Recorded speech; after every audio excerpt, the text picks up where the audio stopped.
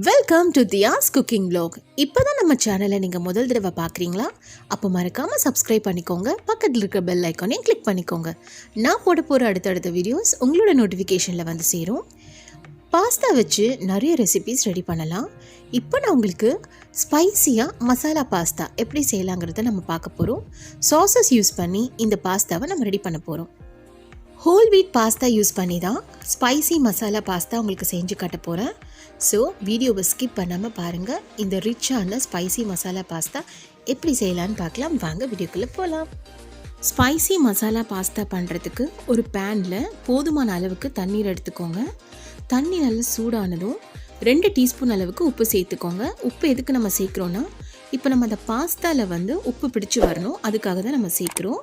இப்போ இது நல்லா ஒரு கொதி வரணும், அது வரைக்கும் நம்ம இப்போ வெயிட் பண்ணலாம். இப்போ பாருங்கள், இந்த மாதிரியான பாஸ்தா தான் யூஸ் பண்ணியிருக்கேன். இது குழந்தைங்களுக்காகவே ஸ்பெஷலான பென்னி பாஸ்தா. ரொம்ப சின்ன சின்னதாக அழகாக இருக்கும் பார்க்குறதுக்கே. இந்த பென்னி பாஸ்தாவை கரெக்டாக 125 கிராம் அளவுக்கு எடுத்திருக்கேன். ஸோ இப்போ நம்ம இதில் ஆட் பண்ண போகிறோம். இப்போ இதில் ஒரு பாயில் வந்துருச்சு. இப்போ இதில் நம்ம ஆட் பண்ணிக்கலாம். இந்த பாஸ்தா வேகிறதுக்கு கரெக்டாக 15 மினிட்ஸ் போல் டைம் எடுத்துக்கும். மீடியம் ஃப்ளேமில் வச்சு நல்லா குக் பண்ணிக்கோங்க. இது கூடவே 1 டீஸ்பூன் போல் எண்ணெயை சேர்த்து குக் பண்ண விடுங்க. அப்போ தான் ஒன்றோட ஒன்று ஒட்டாமல் வரும்.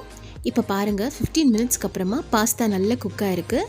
நம்ம போடும்போது என்ன சைஸில் இருந்தது, இப்போ என்ன சைஸில் இருக்குது பார்த்தீங்களா? இப்போ இந்த தண்ணியெல்லாம் நம்ம ட்ரெயின் பண்ணி பாஸ்தாவை தனியாக எடுத்துடலாம். ஸோ இந்த பாஸ்தா கூட 1/2 டீஸ்பூன் போல் எண்ணெயும் சேர்த்து இதை நல்லா மிக்ஸ் பண்ணிக்கோங்க. ஏன்னா நம்ம இப்போ ட்ரெயின் பண்ணதுனால இதெல்லாம் ஒன்றோட ஒன்று ஒட்டாமல் இருக்கணும், அதுக்காக தான். ஸோ இப்போ இதெல்லாம் நல்லா மிக்ஸ் பண்ணிக்கோங்க. இப்போது ஸ்பைசி மசாலா பாஸ்தா ரெடி பண்ணிடலாம். பேனை சூடாக்கி 2 டேபிள் ஸ்பூன் அளவுக்கு பட்டர் சேர்த்துக்கோங்க. பட்டர் உருகுனதும் இதில் நம்ம இப்போ பூண்டு ஆட் பண்ணிக்கலாம். நான் 6 போல் பூண்டு எடுத்திருக்கேன். இதை நல்லா ஃபைனாக சாப் பண்ணிவிட்டு இதில் கலந்துக்கோங்க. மீடியம் ஃப்ளேமில் வச்சு கரெக்டாக ஒரு 10 செகண்ட்ஸ்க்கு இது நல்லா கலந்து விடுங்க. ஸோ இப்போ பாருங்கள், இதோட நிறம் மாறி இருக்கும். ஸோ இப்போ இது நல்லா சாட்டே ஆகிடுச்சு. அடுத்ததாக நம்ம இப்போது ஆனியன்ஸை வந்து இதில் ஆட் பண்ண போகிறோம். 2 மீடியம் சைஸ் ஆனியனை தின்னாக ஸ்லைஸ் பண்ணி வச்சுருக்கேன், அதையும் இப்போ இதில் சேர்த்துக்கலாம். நல்லா இதை கலந்து விடுங்க. இப்போ நம்ம மீடியம் ஃப்ளேம்லேருந்து லோ ஃப்ளேமுக்கு இதை மாற்றி இதை நல்லா வந்து கண்ணாடி போல் அந்த பதத்துக்கு வரணும். அந்த வெங்காயம் எல்லாமே சாஃப்டாக குக்காக இருக்கணும். பொன்னிறமெல்லாம் வரணும்னு அவசியம் கிடையாது. அடுத்ததாக ஒரு பச்சை மிளகாய் வந்து பொடியாக நறுக்கி அதையும் சேர்த்துக்கலாம். கூடவே 1/4 டீஸ்பூன் அளவுக்கு உப்பு சேர்த்து இதை நல்லா வந்து கலந்து விடுங்க. ஆனியன்ஸ் எல்லாமே சீக்கிரமாக குக் ஆகிறதுக்கு தான் நம்ம சால்ட் வந்து ஆட் பண்ணுறோம். ஸோ இப்போ இதெல்லாம் நல்லா கலந்து விடுங்க. லோ ஃப்ளேமில் வச்சு நல்லா ஆனியன்ஸை குக் பண்ண விடுங்க. ஸோ இங்கே பாருங்கள், ஸோ கண்ணாடி போல் அந்த பதத்துக்கு வந்துருச்சு. இந்த ஸ்டேஜில் ஒரு மீடியம் சைஸ் தக்காளியும் தின்னாக நம்ம ஸ்லைஸ் பண்ணி வச்சுருக்கோம், அதையும் இதில் சேர்த்துக்கலாம். சேர்த்து நல்லா கலந்து விடுங்க. தக்காளியெல்லாம் நல்லா சாஃப்டாகி குக் ஆகணும், அதனால் க்ளோஸ் பண்ணி 2 மினிட்ஸ்க்கு லோ ஃப்ளேமில் வச்சு குக் பண்ண விடுங்க.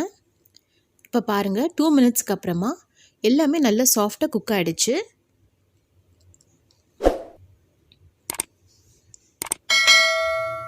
இப்போ நான் வந்து ஒரு கொடை மிளகாய் வந்து தின்னாக ஸ்லைஸ் பண்ணி வச்சுருக்கேன், அதையும் நம்ம இப்போ இதில் சேர்த்துக்கலாம்.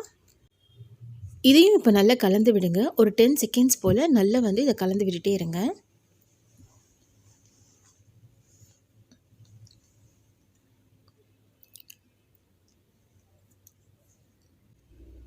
இப்போது இந்த ஆனியனை, டொமேட்டோ, இந்த கொடை மிளகாய், கேப்சிகம், இது 3மே நல்லா சாஃப்டாக குக் ஆகணும்.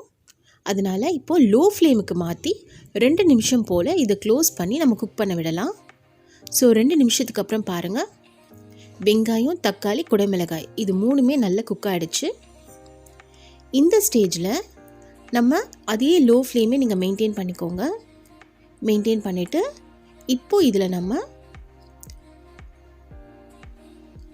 1/4 டீஸ்பூன் அளவுக்கு ரெட் சில்லி ஃப்ளேக்ஸ், காஞ்ச மிளகாயை நல்லா பொடி பண்ணி சேர்த்துருக்கேன். அடுத்ததாக சாஸ் வந்து ஒன்று ஒன்றா நம்ம ஆட் பண்ணிக்கலாம். 1/2 டேபிள் ஸ்பூன் அளவுக்கு சோயா சாஸ் சேர்த்துருக்கேன்.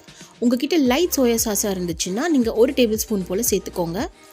அடுத்ததாக ரெட் சில்லி சாஸ் வந்து 1 டேபிள் ஸ்பூன். உங்ககிட்ட க்ரீன் சில்லி சாஸ் இருந்தால் அதில் 1/2 டேபிள் ஸ்பூன் சேர்த்துக்கோங்க. அடுத்ததாக 1 டேபிள் ஸ்பூன் அளவுக்கு டொமேட்டோ கெச்சப். இதில் எல்லாத்துலேயுமே பார்த்தீங்கன்னா உப்பு அடங்கியிருக்கு. அதனால் நான் இப்போ உப்பு எதுவுமே நான் சேர்த்துக்கல. நம்ம ஆரம்பத்தில் வெங்காயத்தை சாட்டே பண்ணுறதுக்கு மட்டும்தான் நம்ம சேர்த்தோம். இப்போது லோ ஃப்ளேம்லேருந்து மீடியம் ஃப்ளேமுக்கு வச்சுக்கோங்க. இப்போ இதை நல்லா சாட்டே பண்ணிவிட்டு 1/2 டீஸ்பூன் அளவுக்கு இட்டாலியன் சீசனிங் சேர்த்துக்கோங்க. இது இல்லைனாலும் பரவாயில்ல. இப்போ இதெல்லாம் நல்லா கலந்து விடுங்க.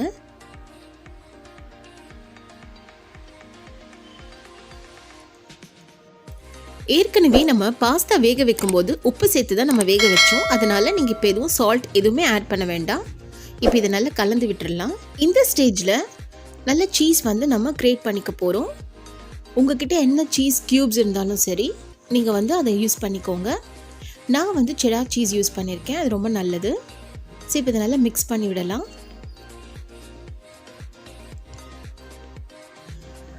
இந்த ஸ்டேஜில் நான் பெப்பர் ஆட் பண்ணியிருக்கேன் 1/2 டீஸ்பூன் அளவுக்கு. உங்கள் காரத்துக்கு ஏற்ற மாதிரி நீங்கள் வந்து மிளகுத்தூள் சேர்த்துக்கோங்க. இப்போ இதை நல்லா கலந்து விட்டுருங்க மிளகுத்தூள் சேர்த்துட்டு. இப்போ இதை நல்லா மிக்ஸ் பண்ணி விடலாம். கடைசியாக கொத்தமல்லி இலைகளையும் சேர்த்து நல்லா மிக்ஸ் பண்ணி விட்டுருங்க. அவ்வளோதான், சூப்பரான ஸ்பைசி மசாலா பாஸ்தா ரெடி. ரொம்ப ரொம்ப டேஸ்ட்டாக இருக்கும். இந்த ஸ்பைசி மசாலா பாஸ்தா ரொம்ப ரிச்சாகவும் இருக்கும். இதில் நம்ம சீஸ்லாம் ஆட் பண்ணியிருக்கிறதுனால குழந்தைங்க விரும்பி சாப்பிடுவாங்க. நீங்களும் இதே மாதிரி வீட்டில் ட்ரை பண்ணி பாருங்கள். எப்படி இருந்ததுன்னு உங்களோட கமெண்ட்ஸை என்னோட கமெண்ட் செக்ஷனுக்கு மறக்காமல் போஸ்ட் பண்ணுங்கள். இந்த வீடியோ உங்களுக்கு பிடிச்சிருந்தா லைக் பண்ணுங்க, ஷேர் பண்ணுங்க, மறக்காம நம்ம சேனலுக்கு சப்ஸ்கிரைப் பண்ணி பக்கத்துல இருக்க பெல் ஐகானையும் கிளிக் பண்ணுங்க. தேங்க்ஸ் ஃபார் வாட்சிங். பை. இன்னொரு வீடியோவில் உங்களை எல்லாரும் மீட் பண்ணுறேன். அது வரைக்கும் பை.